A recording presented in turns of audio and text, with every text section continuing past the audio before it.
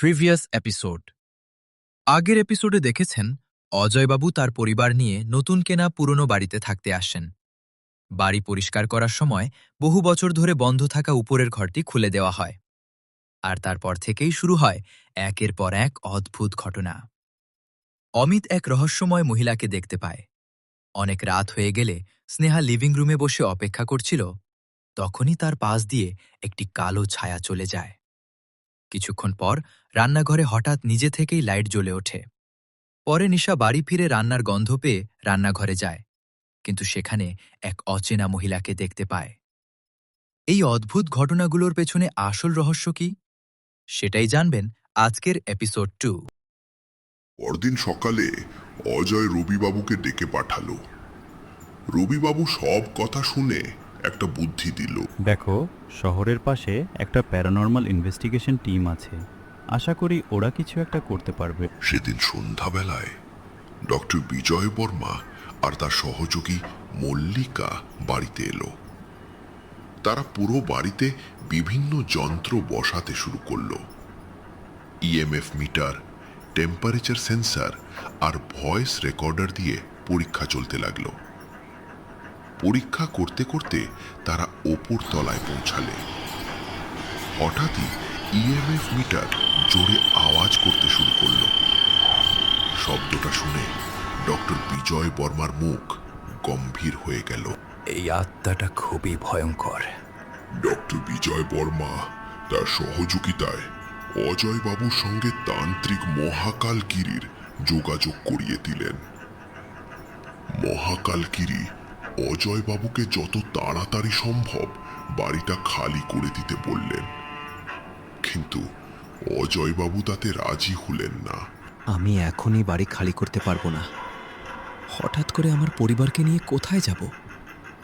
আর আমি তো 1 বছরের বাড়ি ভাড়াও দিয়ে দিয়েছি। তোমার উঠোনে একটা প্রদীপ সব সময় জ্বালিয়ে রাখবে, আর কিছুদিন ঘরের ভেতর রান্না করবে না।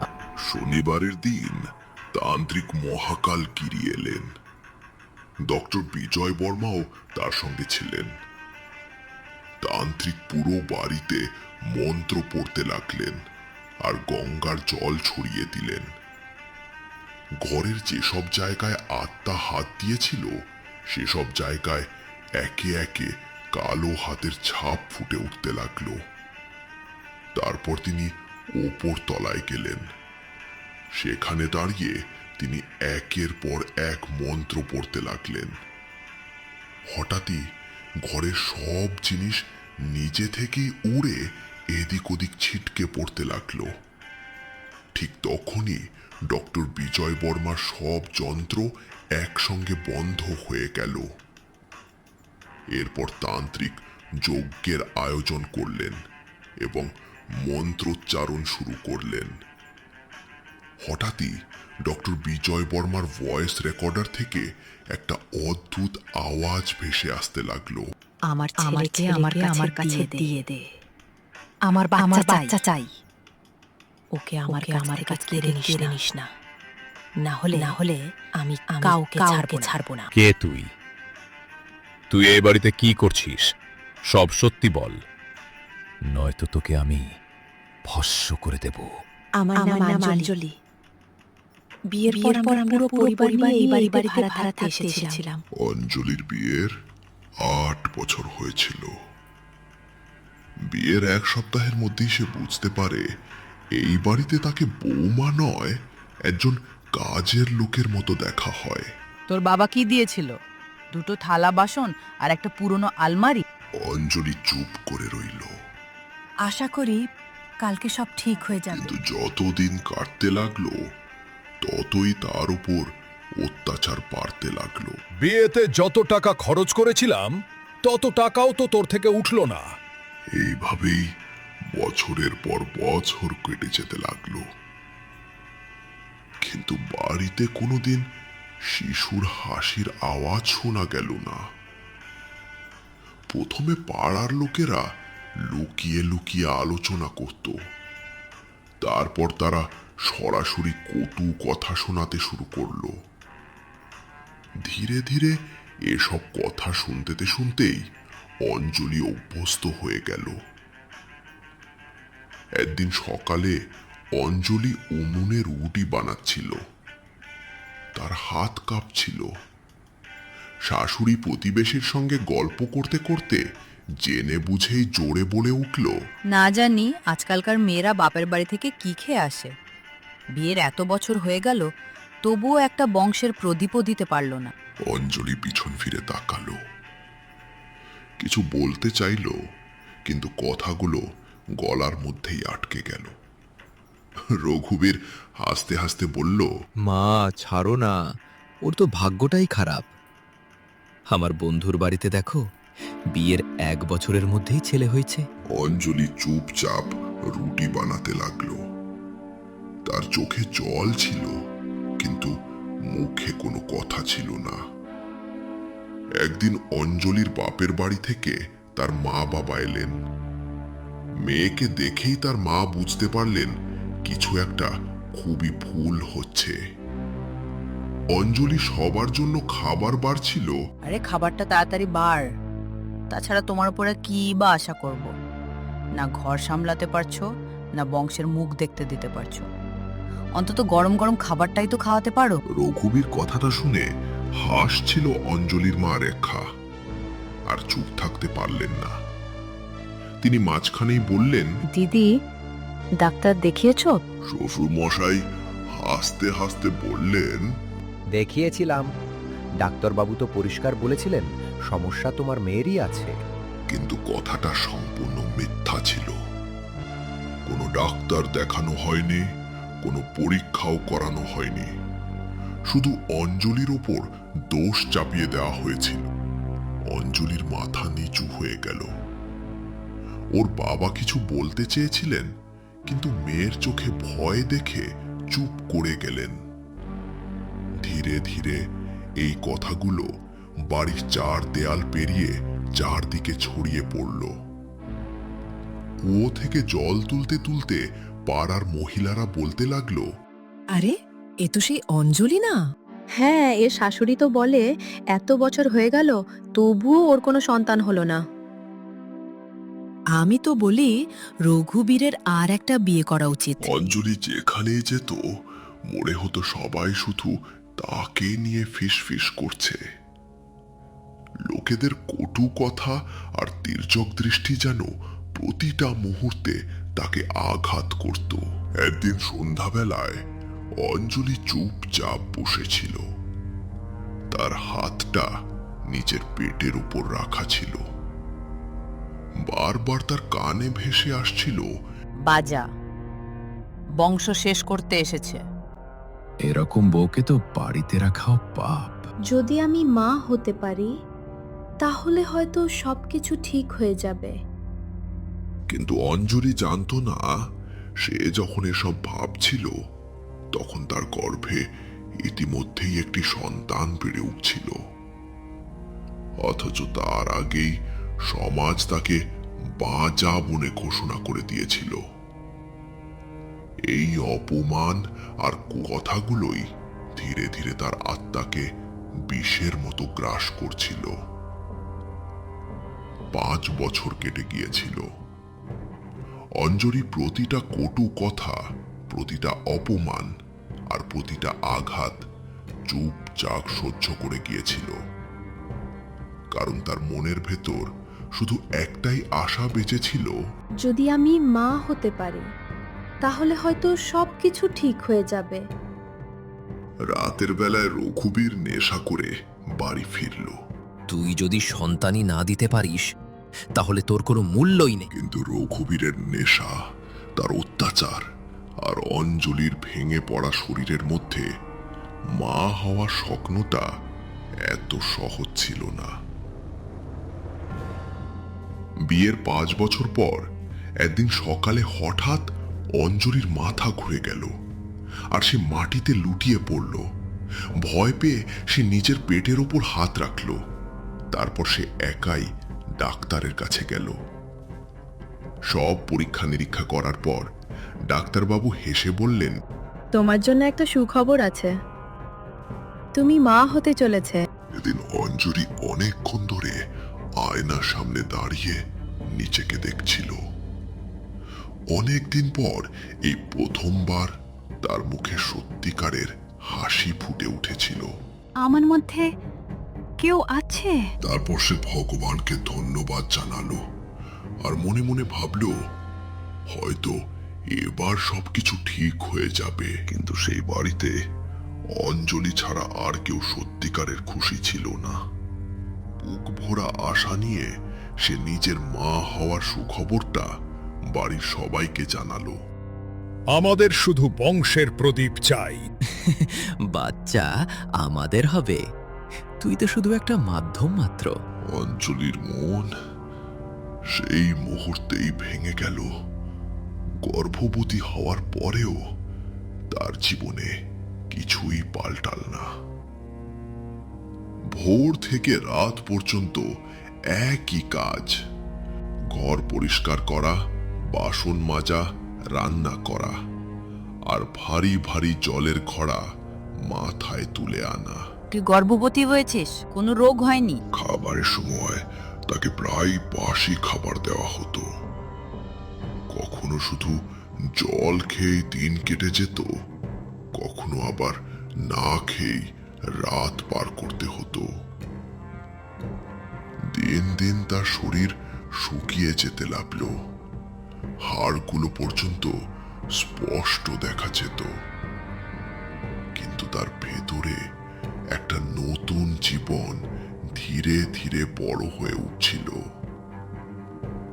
অঞ্জলির শরীর যেন মৃত্যুর দিকে এগিয়ে যাচ্ছিল আর তার সন্তান জন্মের দিকে। তারপর থেকে প্রতি রাতেই অঞ্জলি অদ্ভুত অদ্ভুত স্বপ্ন দেখতে শুরু করলো। কখনো সে দেখত অন্ধকারের মধ্যে একটা কালো হাত ধীরে ধীরে তার শিশুর দিকে এগিয়ে যাচ্ছে, আর মুহূর্তের মধ্যে সেই হাত তার বাচ্চাটাকে কোলে তুলে নিয়ে অন্ধকারে মিলিয়ে যাচ্ছে। আমার বাচ্চা, না না, আমার বাচ্চাটাকে নিয়ে যেও না। দিন খুব সকালে অঞ্জলি ডাক্তার দেখাতে গেল। ডাক্তারবাবু পরীক্ষা করে পরিষ্কারভাবে জানিয়ে দিলেন, তোমার শরীর খুবই দুর্বল। ঠিকমতো খাবার না খেলে তুমি আর তোমার বাচ্চা দুজনেই বিপদে পড়তে পারো। অঞ্জলি শুধু চুপচাপ মাথা নাড়ল, কারণ সে জানতো তার শরীর নিয়ে বাড়ির কারো কোনো চিন্তা নেই। এটা কি, আমরা কি জীবজন্তু নাকি যে ঠান্ডা খাবার খাবো? পুরো বাড়িতে চেঁচামেচি শুরু হয়ে গেল। অঞ্জলি ভয় পেয়ে গেল। মা, আমি ডাক্তারখানা থেকে এসেছি, তাই একটু ক্লান্ত হয়ে গিয়েছিলাম। আপনি একটু দাঁড়ান, আমি এখনই খাবার গরম করে আনছি। শ্বশুর মশাই আর একটাও কথা না বলে খাবারের থালাটা রাগে ছুঁড়ে ফেলে দিলেন। নাক কাটাতে এসেছে। তখনই রঘুবীর উঠে দাঁড়ালো। তার চোখ দুটো রাগে লাল হয়ে গিয়েছিল আর মুখ থেকে তীব্র মদের গন্ধ বেরোচ্ছিল। এসব ইচ্ছে করে আমাদের থেকে প্রতিশোধ নিচ্ছে। প্রথমে লাঠি দিয়ে, তারপর লাঠি। কেউ তাকে বাঁচাতে এলো না। অঞ্জলি চিৎকার করেই যাচ্ছিল। আহ, মা, মা, আমাকে বাঁচাও। আহ, মা, আমাকে বাঁচাও। কিন্তু শান্তাবাই আর শ্বশুর মশাই চুপচাপ সব দেখছিলেন। রঘুবীর থামছিল না। চড়, থাপ্পড়, লাথি একের পর এক মারতেই থাকলো। শেষ পর্যন্ত অঞ্জলি মাটিতে লুটিয়ে পড়ল। তার দু হাত শক্ত করে নিজের পেটের ওপর রাখা ছিল। আমার পেটে বাচ্চা আছে,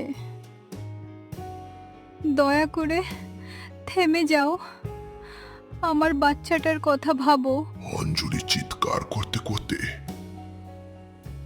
হঠাৎ অঞ্জলি আর বেঁচে রইল না। পুরো ঘরটা হঠাৎ নিস্তব্ধ হয়ে গেল। তারপর ভালোই হয়েছে, একেবারে ঝামেলা শেষ। কিন্তু আমরা একে এভাবে ফেলে রাখতে পারি না।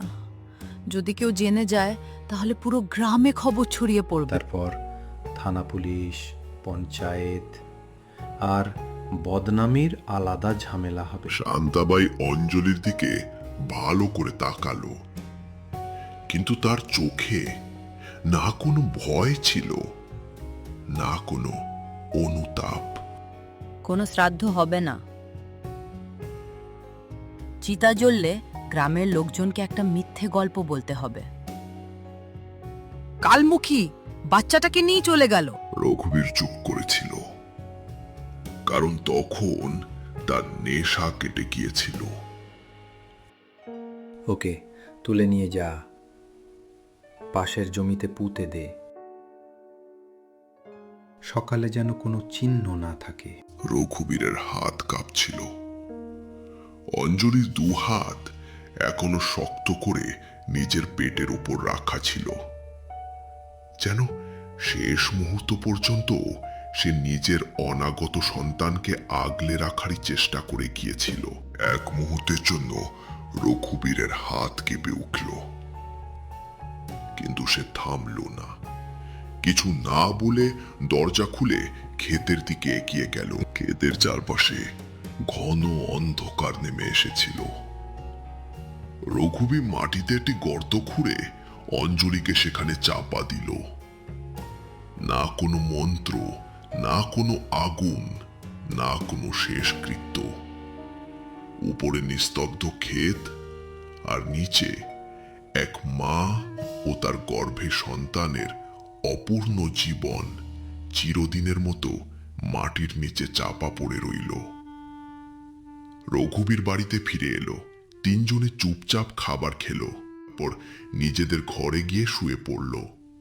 কিছুই ঘটেনি, যেন এই বাড়িতে অঞ্জলি নামে কেউ কোনোদিন ছিলই না। 3 দিন কেটে গেল। বাড়িতে আর কেউ অঞ্জলির নামও উচ্চারণ করল না, আর ক্ষেতের ওপরের মাটি ধীরে ধীরে শুকিয়ে শক্ত হয়ে গেল। তারপর একদিন সব সত্যিটা বাড়ির মালিক জানতে পারলেন। উনি আমার স্বামী, আমার শাশুড়ি আর শ্বশুর মশাইকে পুলিশের হাতে তুলে দিলেন। তারপর একজন তান্ত্রিককে ডেকে আমাকে এই ঘরেই বন্দি করে রেখে দিল। আমি শুধু আমার বাচ্চাটাকে নিয়ে শান্তিতে থাকতে চেয়েছিলাম। তারপর হঠাৎ করে ডক্টর বিজয় বর্মার ভয়েস রেকর্ডার বন্ধ হয়ে গেল। শুনুন অজয়বাবু, আপনাদের বাড়ির পিছনের ক্ষেতে অঞ্জলির কঙ্কাল হয়তো এখনো রয়েছে। সেটিকে উদ্ধার করে তার যথাযথ শেষকৃত্যের ব্যবস্থা করুন। আশা করি তারপর তার আত্মা শান্তি পাবে আর সবকিছু আবার স্বাভাবিক হয়ে যাবে। এরপর সবাই মিলে বাড়ির পিছনের ক্ষেতে মাটি খুঁড়ল। কিছুক্ষণ পর সেখান থেকে অঞ্জলির কঙ্কাল উদ্ধার করা হলো। তারপর যথাযথ নিয়মে তার শেষকৃত্য সম্পন্ন করা হলো। সেই দিনের পর থেকে বাড়ির সব অদ্ভুত ঘটনা ধীরে ধীরে বন্ধ হয়ে গেল। সবকিছু আবার আগের মতো স্বাভাবিক হয়ে উঠল।